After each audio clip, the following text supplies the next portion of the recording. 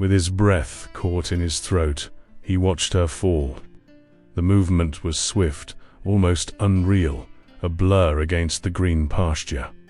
The horse reared, startled, and her body crumpled defenselessly. "Lyra!" His cry tore through his throat, a sound that hadn't escaped him in years. He ran, stumbling on the soft earth, his heart pounding in his chest like a runaway hoofbeat. The whole world stopped, and he, the man who had closed himself off from life, felt the ground disappear beneath him.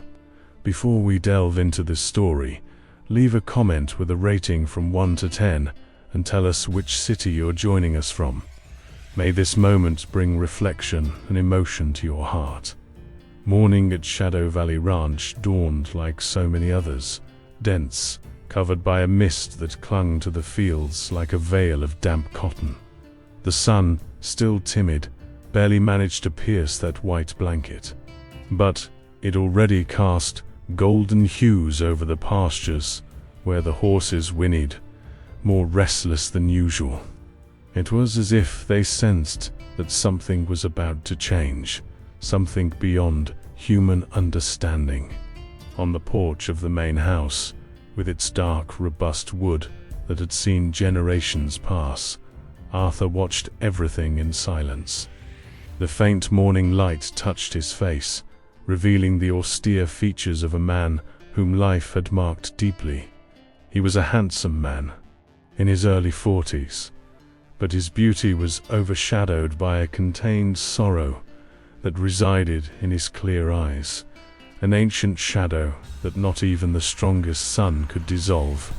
On the ranch, no one called him Arthur. He was simply Sir, a title that commanded respect, but also distance. Widowed for over 10 years, he wore his grief like a second skin, discreet to others, but ever present to him. Helena, his wife, had departed peacefully, in a sleep from which she did not wake, and since then, he had locked his heart away. The horses, the vast fields that stretched to the horizon, and the solitary clinking of his spurs as he walked through the empty house were his only companions. He convinced himself that it was enough, until the day she arrived.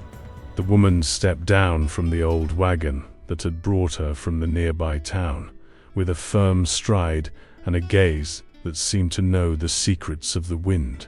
Her face was serene, her brown hair pulled back in a simple bun, her hands visibly calloused from work.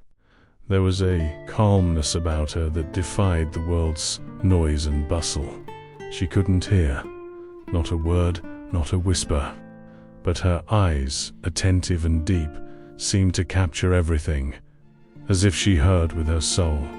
She communicated with short, direct gestures, and a gaze so expressive it seemed to translate thoughts.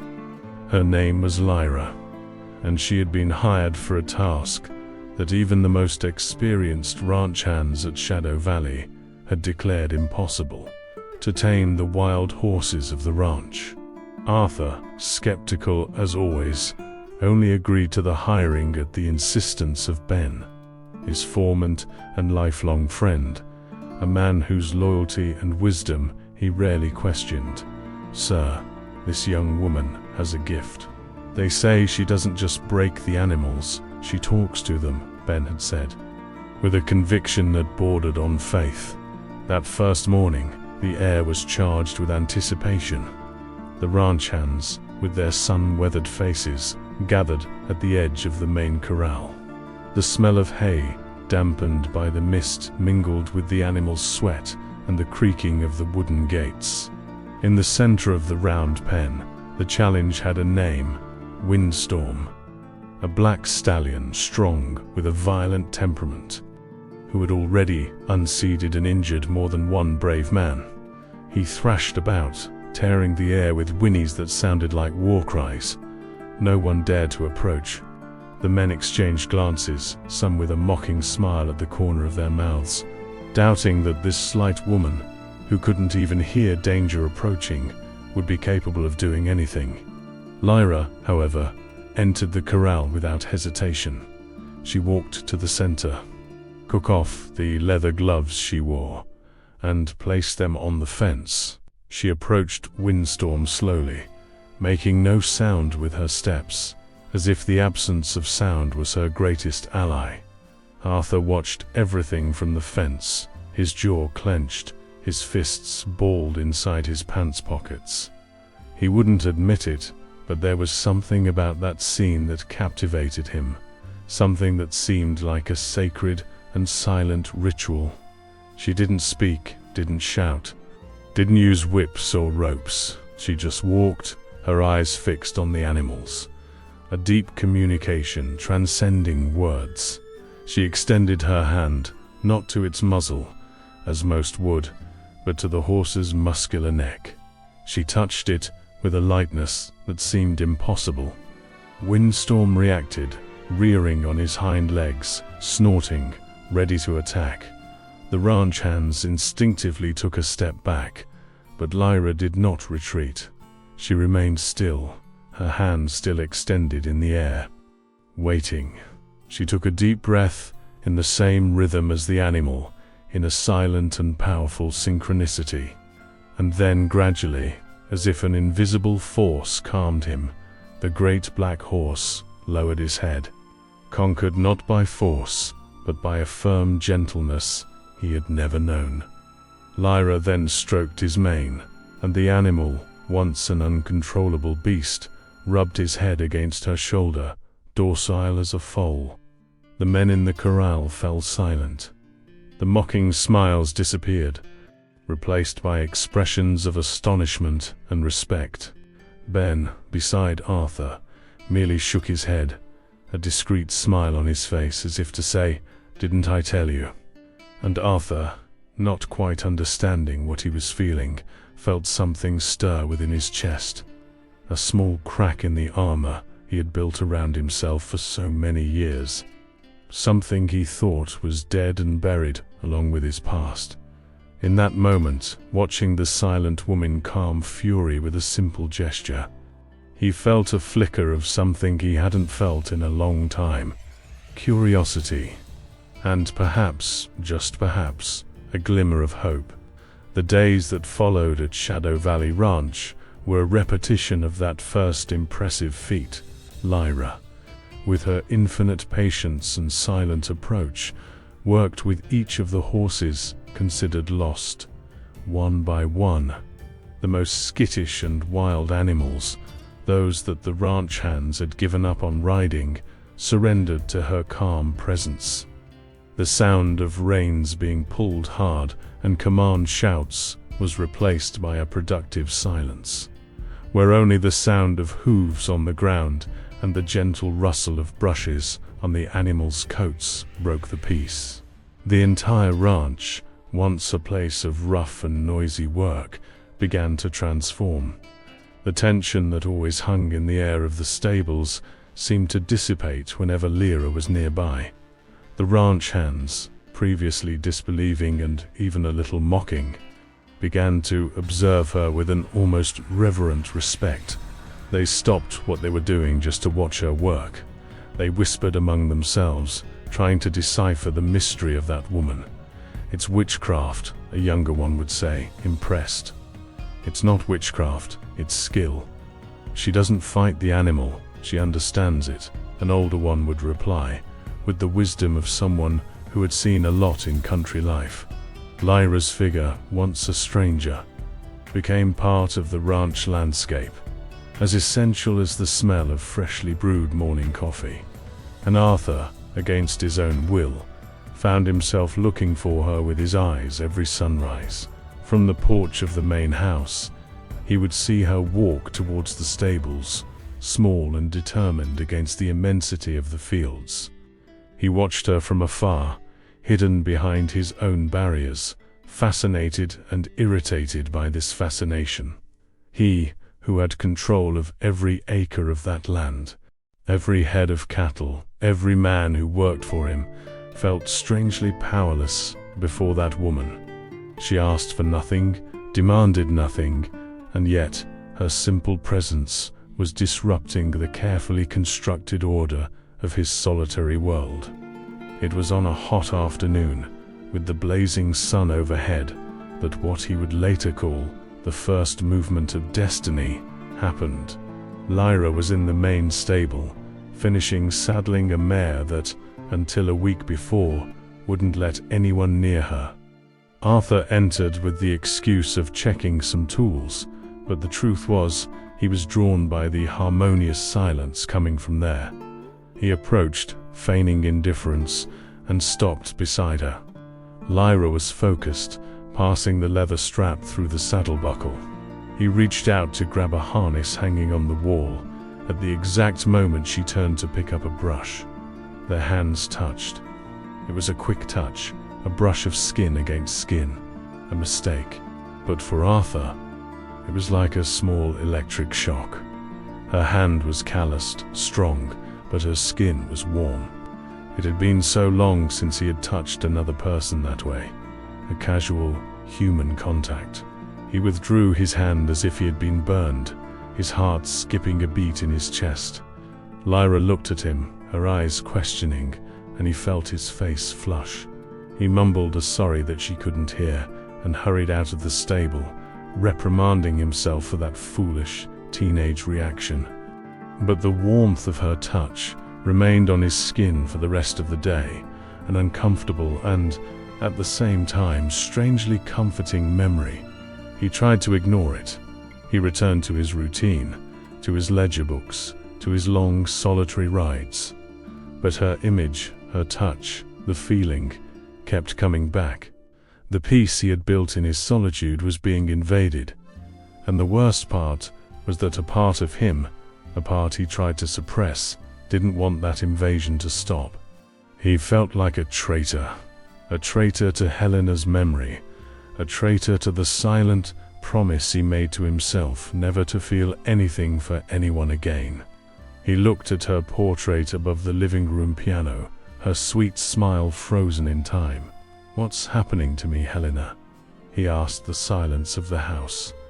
The answer, of course, did not come. Only the tick-tock of the old clock, marking a time that, for the first time in a decade, seemed to be moving forward instead of just repeating itself. The seed of change, planted in that accidental touch, began to germinate. Arthur became an even more attentive observer of Lyra, although he tried to disguise his interest with a facade of employer indifference. He noticed the small things, the way she tilted her head to feel the vibration of the environment, the way her eyes sparkled when a horse finally trusted her, the way she communicated with the other ranch hands, using a notebook and pencil, or simply gestures so clear they needed no words.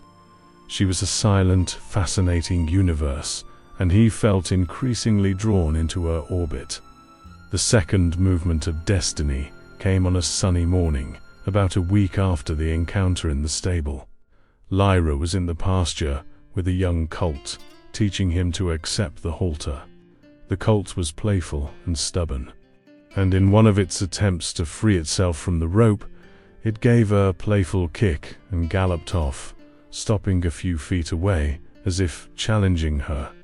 Arthur, who was watching from the fence, expected to see a sign of frustration in Lyra, but instead, something unexpected happened. She put her hands on her hips, and a silent laugh shook her shoulders. And then she smiled. It wasn't a small, contained smile. It was an open, wide smile that illuminated her entire face and seemed to make the morning sun shine even brighter. Her eyes crinkled slightly at the corners, forming small lines of joy.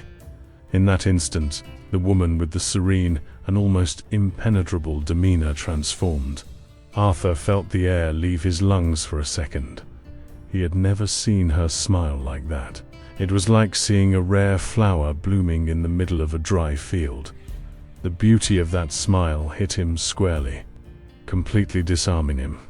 He felt exposed, vulnerable, as if that simple gesture had found a crack in his armor and lodged directly in his heart. He quickly moved away from the fence before anyone noticed the effect that scene had on him. but the image of that smile remained etched in his mind, a private sun in his world of shadows.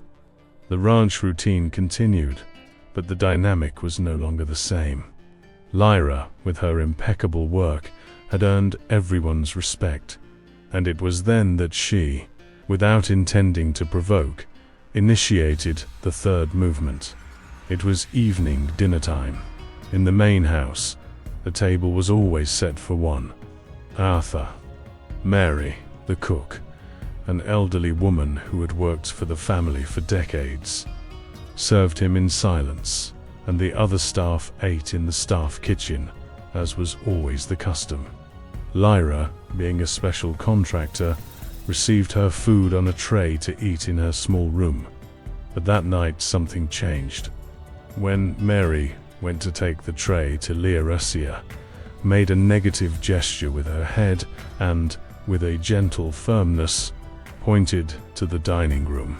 Mary, confused, tried to explain with her hands that it was only for the master, but Lyra simply smiled, a polite smile, and walked towards the room. Arthur was sitting at the head of the long wooden table, lost in his thoughts, when he looked up and saw her standing in the doorway. He frowned, not understanding. Lyra walked to the table, pulled out a chair, and sat down. Not too close, but not at the other end either. She looked at him, her gaze serene, but with a dignity that disarmed any notion of hierarchy. A tense silence settled in the room. Mary appeared at the door, her eyes wide, not knowing what to do. Arthur was paralyzed for a moment. His first reaction was that of the rancher, the master of the house, to send her away, to remind her of her place. It was what his father would have done, what tradition dictated. But he looked at her, sitting there, not defiantly, but as if it were the most natural thing in the world. She wasn't breaking a rule out of arrogance, but out of a simplicity that didn't comprehend invisible barriers. She was a worker, he was the employer, but at mealtime, they were just two people. Meeting her gaze, he saw not an affront, but a silent invitation to break the solitude he himself had imposed on that table for 10 long years. With a sigh that seemed to carry the weight of a decade, he gestured to Mary, a slight nod of his head. "Mary, please set a place for Lyra." The cook, still surprised, obeyed. And that night, for the first time in a long time, the sound of 2 sets of cutlery against porcelain echoed in the dining room of Shadow Valley Ranch. They ate in silence. But that silence was different. It was no longer a silence of absence, but a silence of presence. Arthur's decision to allow Lyra to sit at the dinner table reverberated throughout the ranch. The next day, the whispers among the ranch hands were about it. Some saw it as an unacceptable breach of tradition, others as a sign that the master was, finally, softening his heart. For Arthur, it was the beginning of an even deeper internal conflict. Sharing the table with her every night became a strange and uncomfortable ritual, but one he also began to anticipate. Lyra's silent presence filled a void in the main house that he hadn't even realized bothered him so much. He found himself observing her, the way she ate, the way her curious eyes wandered over the details of the room, and she, in turn, seemed perfectly at ease, as if she belonged there. Nature, as if to test the limits of this new and fragile connection, decided to intervene. One night, one of those summer storms broke over Shadow Valley. The sky, previously starry, was consumed by dark, heavy clouds. Lightning cut through the darkness, followed by thunder that made the house windows rattle. Arthur was in his study, trying to concentrate on some papers, but the sound of the rain and wind was deafening. Suddenly, a stronger thunderclap than the others, a dry, violent boom, echoed across the ranch, almost immediately. He heard the sound every horse breeder dreads, the desperate whinnying of the animals in the stables. He ran to the porch. The rain fell torrentially, a deluge that turned the yard into a sea of mud. The ranch lights flickered, threatening to go out at any moment. The sound of the panicked horses was heart-wrenching. They thrashed in their stalls, frightened by the noise and the sudden flashes of lightning. He knew he needed to go there, to calm them before they hurt themselves. As he hastily put on a raincoat, he saw a figure emerging from the back door of the house. It was Lyra. Barefoot, her hair already soaked, she ran towards the stable without hesitation. Arthur's instinct screamed. It was dangerous. The ground was slippery. A panicked horse could kill her. He ran after her, the cold rain beating on his face. "Lyra, wait," he shouted, forgetting for a moment that she couldn't hear him. He caught up with her at the stable door, grabbing her arm. She turned, her face wet, her eyes wide, not with fear for herself, but with concern for the animals. He tried to gesture for her to go back, that it was dangerous, but she just shook her head and pointed inside, towards the horses. There was a determination in her gaze that made him step back. He understood he couldn't stop her. So instead of ordering her back, he did something he hadn't done for anyone in a long time. He decided to protect her. "Then let's go together," he said, more to himself than to her. They entered the stable, and chaos reigned. The horses, including the stallion Windstorm, were kicking at the stall doors, their eyes wide with terror. Lyra went straight to Windstorm's store. Arthur followed, his heart in his throat, ready to pull her back if the animal made any sudden move. She opened the stall and entered, approaching the horse with the same calm she used during the day. She couldn't hear the thunder, but she felt the vibration on the ground, saw the panic in the animal's eyes.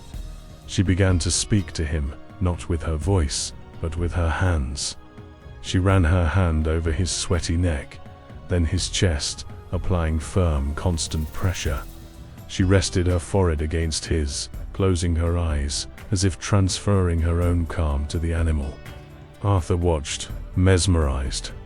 Gradually, under her touch, the great black horse stopped trembling. His breathing, previously ragged, slowly calmed.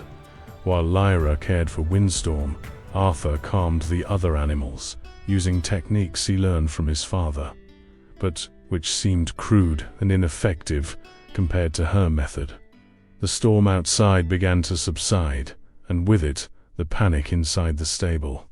When the last horse quieted, they were exhausted, soaked, and covered in mud.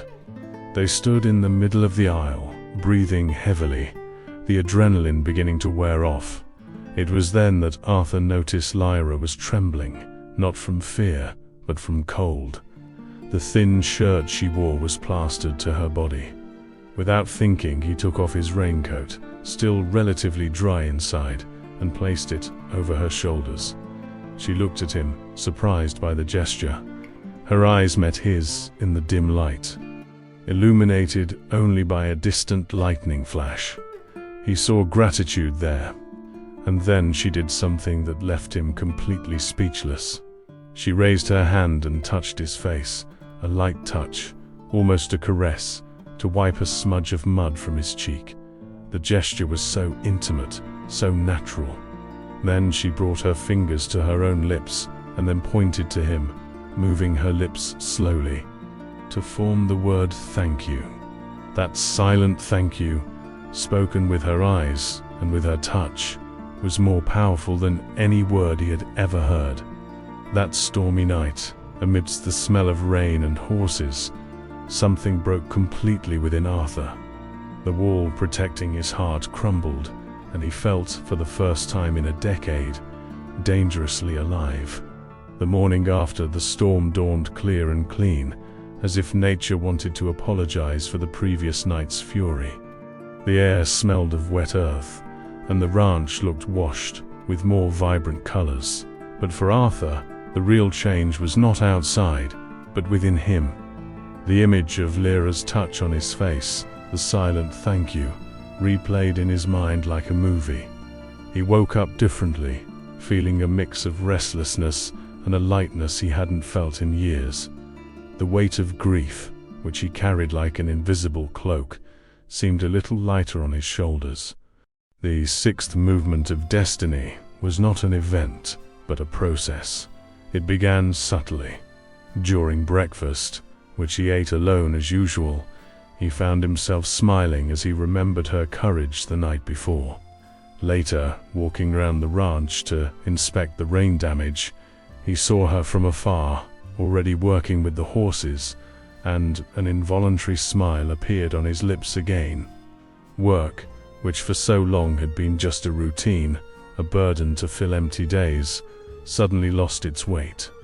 He began to see the ranch not as his refuge of solitude, but as the place where she was. Ben, the old foreman, was the first to notice the change. He had known Arthur since he was a boy, watched him grow up, fall in love with Helena, suffer her loss, and close himself off from the world. For the past 10 years, Arthur's smile was a rare thing, almost a fossil from a bygone era.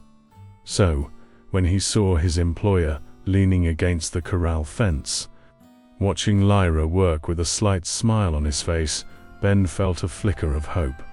"The young woman is really good, isn't she, sir?" Ben said, stopping beside him, pretending to look at the horses. Arthur startled a little, caught off guard in his thoughts. He cleared his throat, trying to regain his serious composure. "Yes, Ben. She has a way with them. A different way. Different is an understatement. It seems like magic," the foreman commented, with a shrewd look. "But it's not just with horses that she works magic, apparently. It's been a long time since I've seen you look so light-hearted."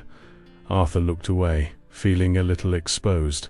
"It's just the relief of seeing the animals are well after yesterday's storm. She was very brave." Ben smiled to himself. "Brave she is, no doubt. But the relief I see on your face isn't from just one night, boss. It's a lifelong relief." The foreman gave Arthur a friendly pat on the shoulder and walked away, leaving him alone with his words. Ben's words echoed in Arthur's mind. Could it be true? Was he feeling relieved? The idea scared him. Feeling good, feeling light, seemed like a betrayal of Helena's memory. He spent the rest of the afternoon trying to convince himself that Ben was wrong, that nothing had changed. But it was useless. Every time his eyes met Lyra's, he felt that same warmth in his chest. He was changing, and the cause of that change had a name, a face, and a smile that could light up the gloomiest day. That night, at the dinner table, the silence between them was different. It was no longer tense or strange. It was a comfortable silence, filled with glances exchanged over their plates. He wanted to talk to her, ask about her life, where she came from, how she learned to understand horses that way. But the sound barrier seemed insurmountable. He felt frustrated, powerless. How to communicate with someone who lives in a world without words? This frustration, however, did not make him give up. On the contrary, it ignited a new determination in him. If he couldn't talk to her using his voice, he would find another way. That night, after dinner, he went to the small ranch library, a dusty room he hadn't visited in years. He searched among the old books, the encyclopedias that belonged to his father, until he found what he was looking for, an old volume on languages and communication. He didn't know if he would find anything useful there, but it was a start. For the first time in a long time, Arthur wasn't just existing. He was moved by a force he barely understood, seeking a way to connect. And that desire, that search, was the clearest sign that the man content with solitude was finally beginning to fade away. Arthur's search for a way to communicate led him down an unexpected path. The old book from the library didn't offer practical answers, but it sparked an idea in him. The next day, he did something he hadn't done in months. He went to town. With some excuse for Ben, he took his pickup truck and drove down the dirt roads to the small urban center. His destination was the only bookstore in the region, a small and cozy place. With a certain embarrassment, as if he were buying something forbidden, he asked the store owner for a book on American Sign Language, ASL. The lady looked at him with curiosity, but handed him a basic manual with illustrations of gestures and their meanings. Back at the ranch, Arthur locked himself in his office and began to study. He felt like a first-time student, clumsy and slow. His hands, accustomed to heavy work, to reins and tools, seemed stiff and awkward for forming the delicate gestures he saw on the pages. He practiced in secret, afraid that someone would see him and mock him. The first word he struggled to learn was good morning, then thank you, and then a word he often saw in her work with the horses, calm. Thus began the seventh movement of destiny. A few days later, he mustered the courage.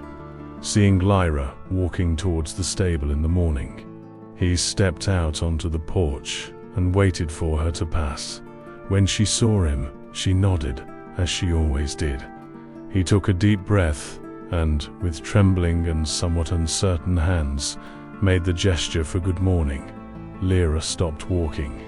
Her eyes widened in surprise, and then a smile, that same smile that had disarmed him, spread across her face. She repeated the gesture back to him, clearly and fluidly, and then gave a thumbs up.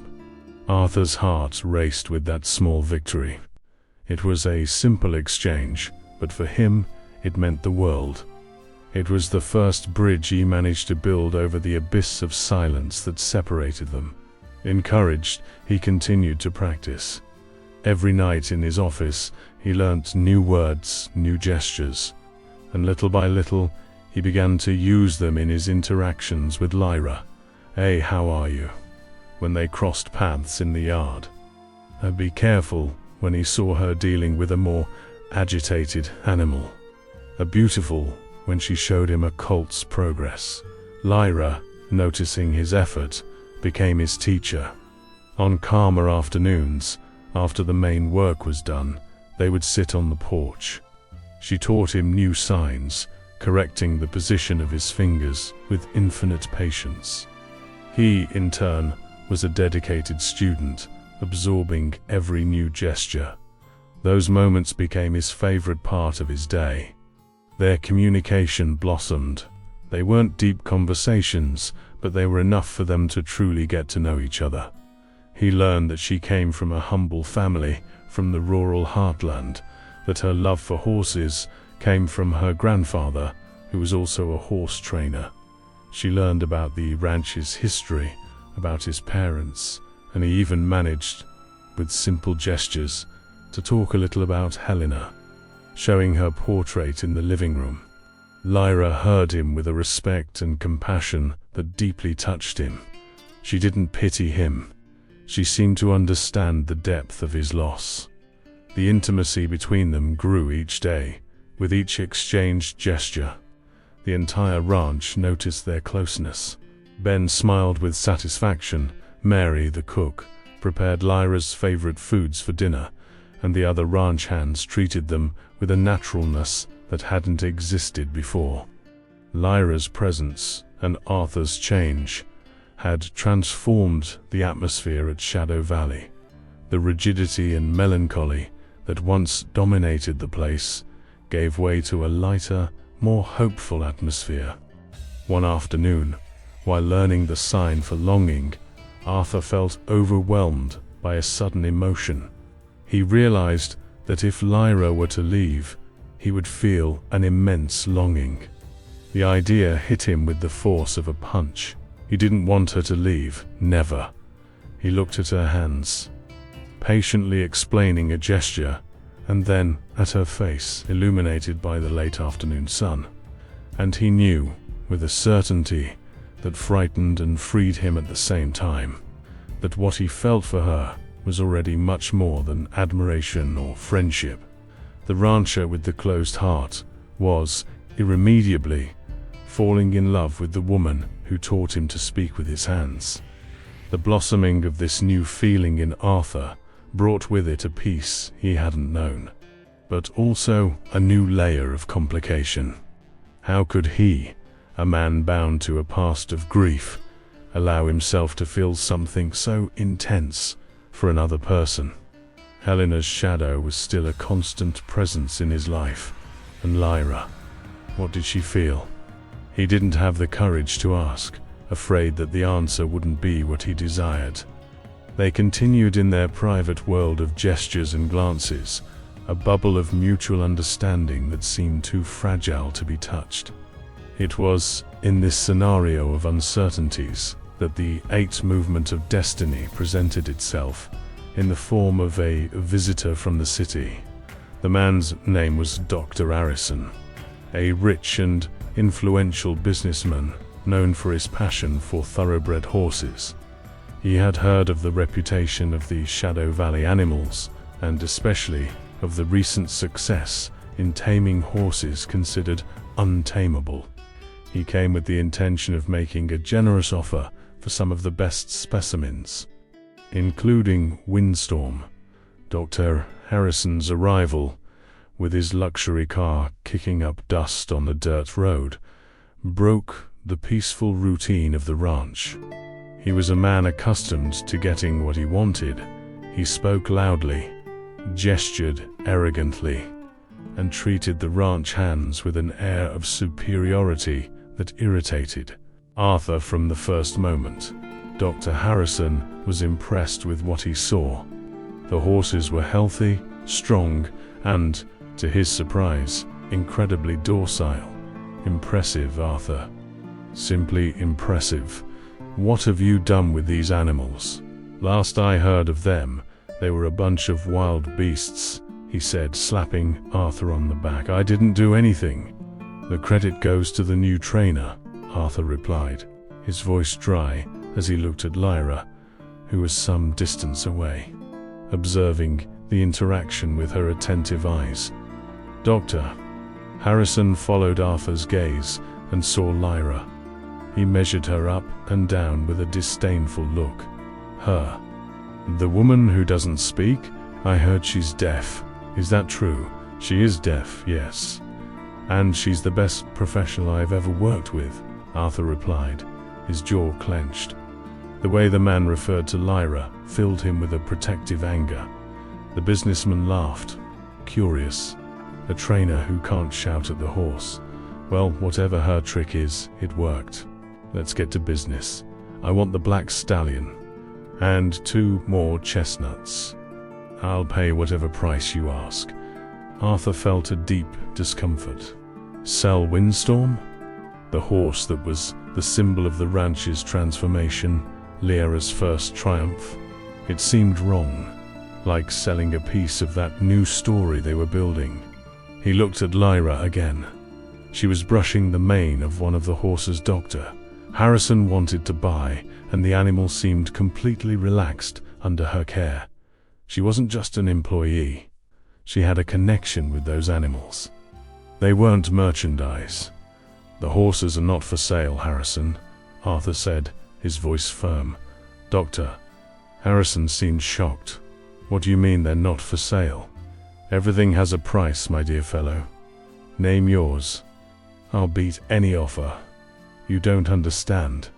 It's not a matter of price, Arthur insisted, walking and stopping beside Lyra, an unconscious gesture of alliance. We have learned to respect these animals, and no one sells what they have learned to respect. The phrase came out with a force that surprised even himself. In that moment, he was not just the rancher defending his property. He was a man defending his new values. Values he had learned from the silent woman beside him. Dr. Harrison, realizing he wouldn't get what he wanted, became furious. You've lost your mind, Arthur. To refuse a fortune because of cheap sentimentality for some animals, and for these people.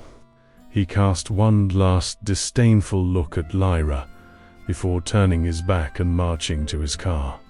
When the luxury car disappeared in a cloud of dust, a silence hung in the air. Lyra approached Arthur.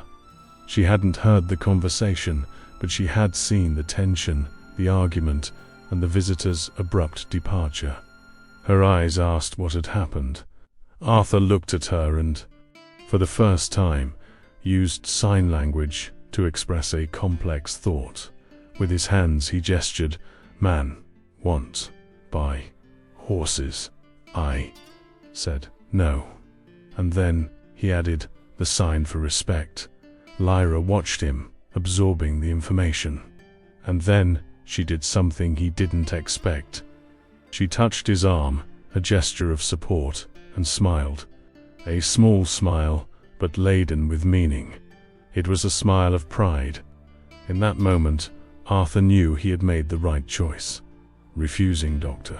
Harrison's fortune was not a sacrifice.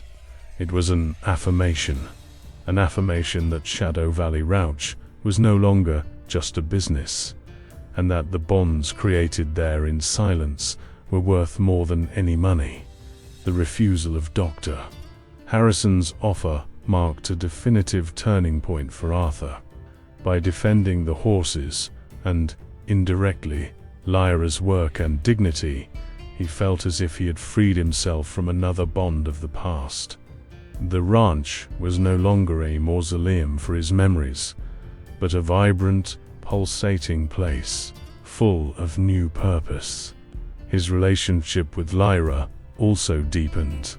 The communication barrier, though still present for more complex conversations, was no longer an abyss. They had created their own language, a mixture of signs, gestures, and, above all, an understanding that came from their eyes. But destiny, in its habit of weaving complex plots, prepared another test. And this time, it would be the hardest of all. It was on a misty morning, very similar to the day Lyra arrived. The humidity made the grass slippery, and visibility was low. Lyra, as she did every morning, went for a ride with Windstorm. It was part of their training to strengthen the bond of trust between them in different conditions. Arthur watched her from the porch, a cup of coffee in his hands, a feeling of peace in his heart. Watching her ride, free and in perfect harmony with the powerful animal, was one of his new joys. She rode off towards a stream that ran through the property, disappearing and reappearing through the veils of mist. Arthur finished his coffee and was about to go inside when he heard it. It wasn't a normal whinny. It was a sharp, panicked sound. His heart froze. He stared intently in the direction she had gone, trying to see through the fog. And then he saw it. Windstorm, galloping back towards the stable, alone, riderless. Arthur's world collapsed in that instant. The porcelain cup slipped from his hand and shattered on the floor, but he didn't even hear the sound. A primal fear, a dread he hadn't felt since the night he lost Helena, took hold of him. The 9th movement of destiny had arrived, and it was brutal. He didn't think, he just ran. He descended the porch steps 2 at a time, stumbling on the wet grass. The air leaving his lungs. "Lyra, for God's sake, Lyra!" His cry tore through his throat, dry, desperate, a sound he didn't even recognize. He ran towards the stream, his heart pounding in his chest like a runaway hoofbeat. The mist seemed to mock him, hiding what he most feared to see. He found her lying near the stream bank, motionless. Her body was in an awkward position, her face turned towards the damp earth. One of her legs was trapped beneath her body in a way that didn't look naturally. For a moment, Arthur stopped, paralyzed by terror. The whole world narrowed to that image, to that terrifying silence. The master, the man who had closed himself off from life, felt the ground disappear beneath his feet. He forced himself out of the trance. He ran the last few feet and knelt beside her. Lyra, talk to me," he pleaded, touching her shoulder with a trembling delicacy. Forgetting again that she couldn't hear, he turned her carefully, the fear of hurting her even more consuming him. Her face was pale, with a scratch on her forehead from which a trickle of blood ran down. Her eyes were closed. No, he whispered, his voice choked. He checked her breathing. It was shallow, but it was there. A tiny relief amidst an ocean of panic. He didn't know what to do. Should he move her? Call for help? The house was far away. No one would hear him. He was alone with the woman who had become the center of his universe, and she was injured, unconscious in his arms. He scooped her up. Her body was light, but it felt like a ton in his trembling arms. With superhuman effort, he stood up and began to walk back to the main house as quickly as he could. Every step was agony. He looked at her serene face, now so vulnerable, and felt tears burning in his eyes. The armor he'd worn for 10 years was completely shattered. There was no more rancher, no more sir, there was only Arthur, a man terrified at the possibility of losing the light he had just rediscovered in his life. "Hold on, please. Hold on," he repeated like a mantra, his voice broken by despair. As he carried her through the mist, back to the safety of the house, the run back to the main house seemed an eternity. Arthur felt every muscle in his body burn, but he dared not stop. As he reached the yard, his shouts finally reached the house. Mary and Ben rushed out, their faces filled with distress at the sight. "My God, what happened?" Mary cried, hands flying to her mouth. She fell from the horse. "Ben, quickly, get the pickup truck and go to town. Bring Dr. Davies. Tell him it's an emergency," Arthur ordered, his voice firm, despite the panic he felt. He entered the house, not knowing where to go. His own room seemed too impersonal. He took her to the guest room, the brightest in the house, and laid her on the bed with infinite care.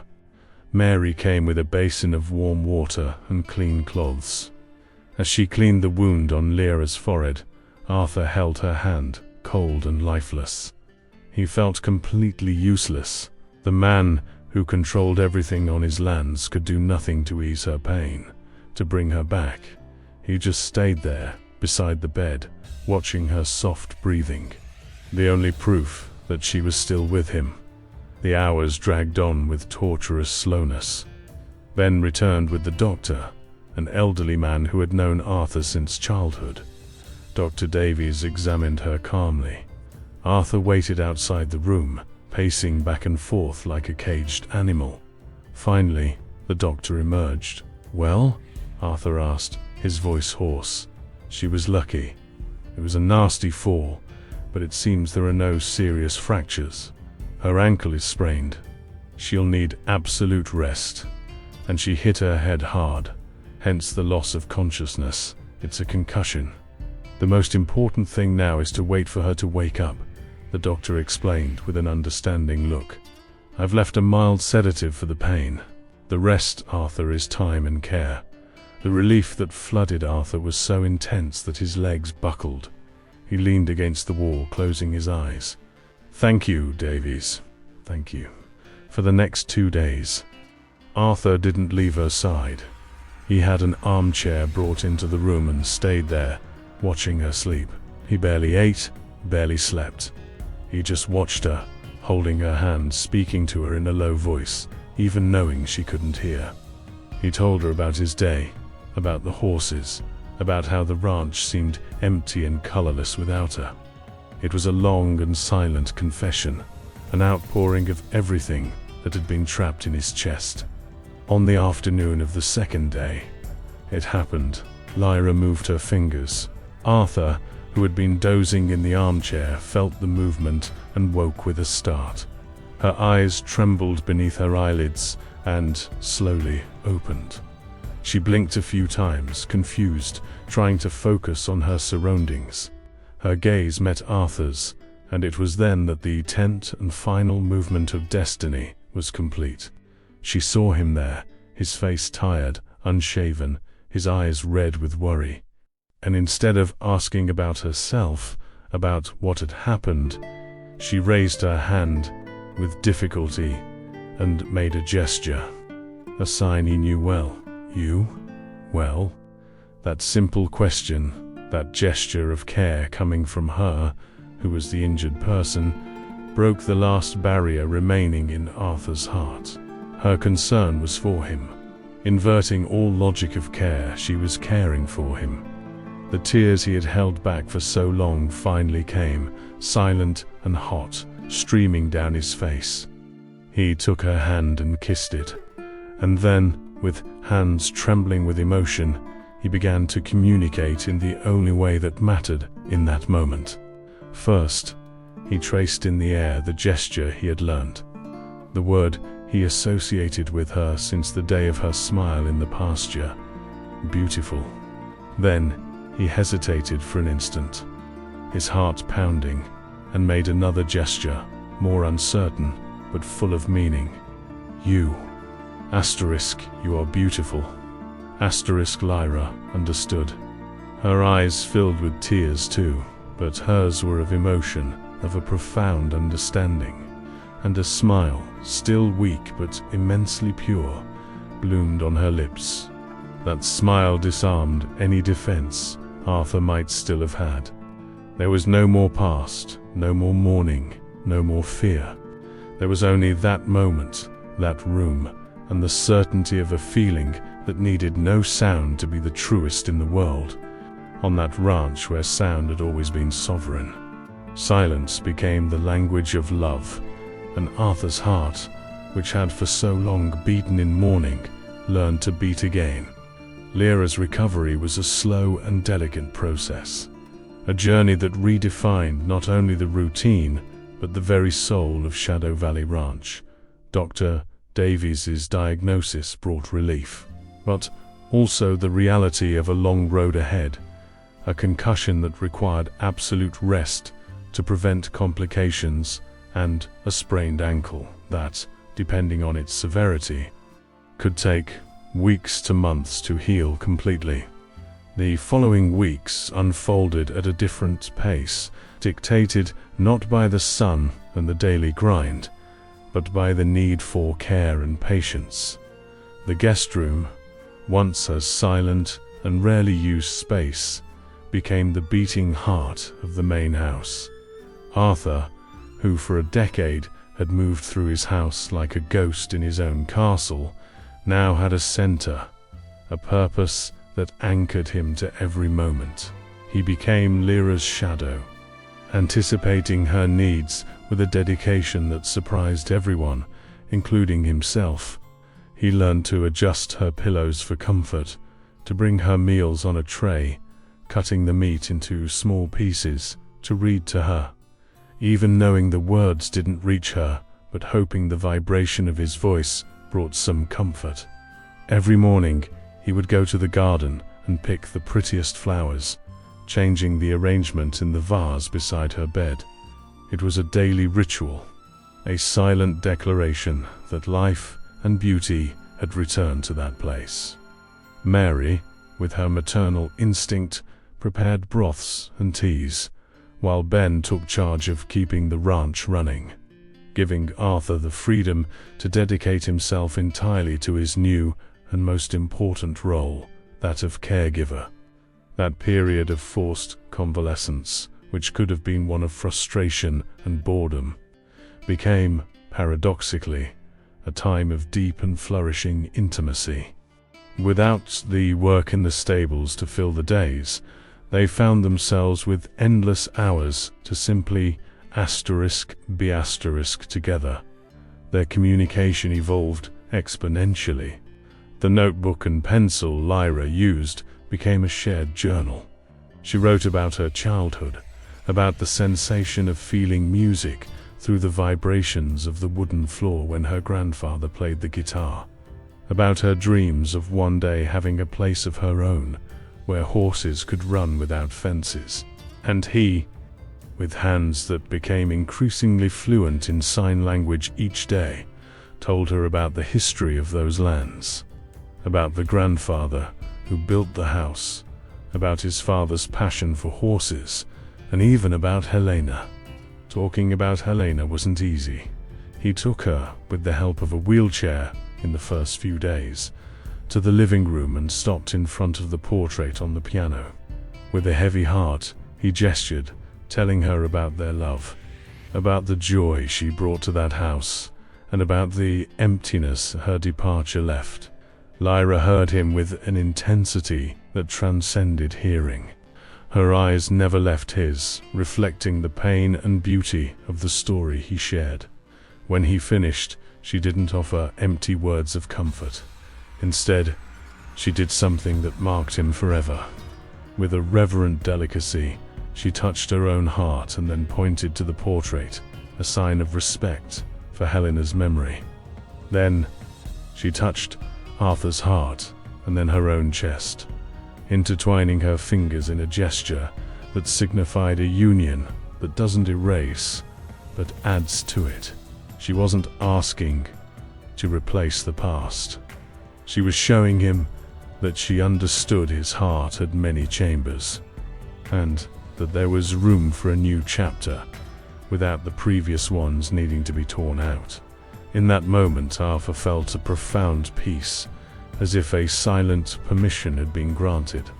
Helena's shadow, once a presence of grief, transformed into a memory of love that could now coexist with a new feeling. When Lyra, weeks later, was finally able to stand up and, with the help of a crutch, take her first tentative steps around the room, Arthur was there, his hands firm on her waist, his body serving as support. Every step was a celebrated victory. The first time she managed to go to the porch, leaning on him, was an event. The afternoon sun bathed the valley in a golden light, and the horses, who seemed to have missed her presence, gathered near the fence, whinnying softly, as if greeting her. She took a deep breath of the fresh country air, a smell of earth, grass, and freedom. She closed her eyes, and a smile of pure gratitude spread across her face. Arthur, standing beside her, felt a wave of happiness so intense it almost took his breath away.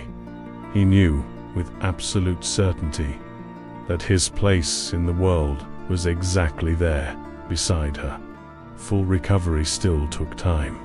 Gradually, the crutch was set aside, and she began to walk around the house, first with short steps, then with more confidence. The first thing she did when she felt strong enough was to go to the stable.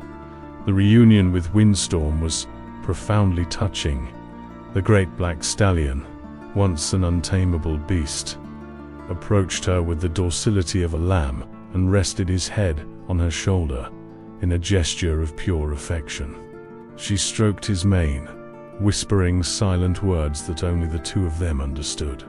She didn't ride him immediately, but gradually resumed her work, her connection with the animals seeming even deeper and more intuitive than before. Life at Shadow Valley Ranch found a new and harmonious rhythm. Arthur and Lyra didn't need a formal declaration, a proposal, or a promise. Their love was a truth lived every day, woven into the small things, in the knowing glances exchanged during dinner, in the hands that instinctively sought each other during an evening walk, in the sign lessons that were now a mutual exchange of affection and knowledge. He taught her about ranch administration, showing her the ledger books, explaining the cycles of planting and harvesting. And she taught him to listen to the world in a new way, to feel the approach of rain by the change in the wind, to understand a horse's mood just by the tension in its muscles. The rancher, once an austere, bitter man, enslaved by a painful past, was now a man who laughed openly, who gestured with enthusiasm, who was fully alive. The ranch hands saw him no longer as the distant and gloomy boss, but as a man who had the courage to allow himself to be happy again.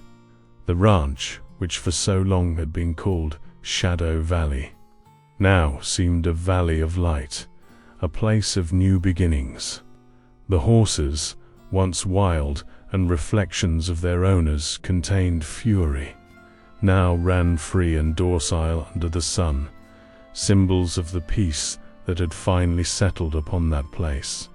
Arthur understood, in its entirety, that to tame was not to subjugate, but to understand, respect, and create a connection, and that love, the wildest and most powerful of all feelings, is not held with reins or forced with shouts, but surrenders, docile and eternal, to those who treat it with patience, with respect, and, above all, with an open and fearless heart. On a warm, golden afternoon, one of those that seemed suspended in time, they sat on the porch steps, watching the sunset paint the sky with strokes of orange, pink, and violet. Lyra rested her head on Arthur's shoulder, and he wrapped an arm around her, pulling her closer. They needed no words. The sound of the wind rustling in the tree leaves, the sweet smell of freshly cut hay, and the warmth of each other's presence were the most perfect of symphonies. In that shared silence, his heart, which for so long had beaten in mourning and solitude, now beat in perfect harmony with hers, in a serene rhythm of peace, gratitude, and rediscovered love. If Arthur and Lyra's story touched your heart and made you believe that love can communicate in 1,000 different ways, don't keep that emotion to yourself. Subscribe to our channel so you don't miss any new stories we've lovingly prepared. Leave a like to let us know you were moved along with us. And most importantly, comment below what you thought of this ending. Your companionship on this journey is what inspires us.